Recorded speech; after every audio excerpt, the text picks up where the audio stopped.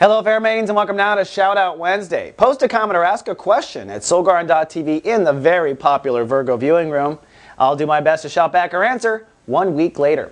Well, looks like sunny and feeling rather valuable and or productive today for the virgins of the zodiac. The moon has now moved into Libra, putting emotional focus on self-esteem, productivity, and your ability to make money. They all go together. You got to feel good about yourself to get up and go to work. You got to go to work to get paid. All of this stuff.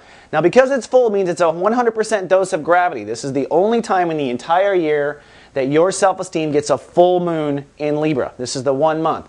And depending on the Virgo and the way your mind games work could determine which way it goes. It could go to the dark side of the moon where you get super emotional about having acne on your cheek and that makes you ugly and that makes you have no value and I'll never get a job. And you could go down to the poor me level. Or you can flip it around and be like, you know what, I'm amazing. You can put your chest out there and you can feel strong about yourself and you can use the advantage of the full moon in Libra to get things done, to get paid and to feel good about yourself.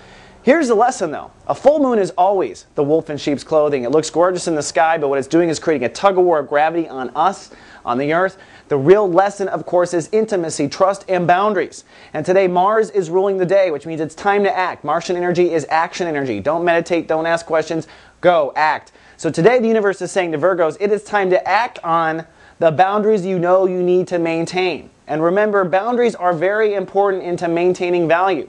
If you have no boundaries and you give it away to everyone that wants to sleep with you, well then you're worth a piece of crap, aren't you? You have no self-esteem. You've given it all away.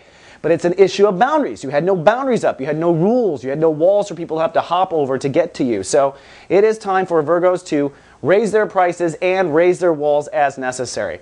Now for our shout out goes to Cahill, who asks a question about his job. He's very worried about losing his job for some reason, and he wants to know if he should be putting energy into being a minister. And here's the answer. First of all, Virgo, quit worrying. Okay? You don't want to miss cast you losing your job. You're going to need your job to become a minister. We want to ramp up slowly with your light casting. I think you can be a minister. You can follow your spiritual path. Every Virgo can follow their spiritual path. If you're worried about losing your job, maybe it's a little bit more about boundaries, like we've been talking about, and where your boundaries are drawn at work, and how your relationships are working with these coworkers.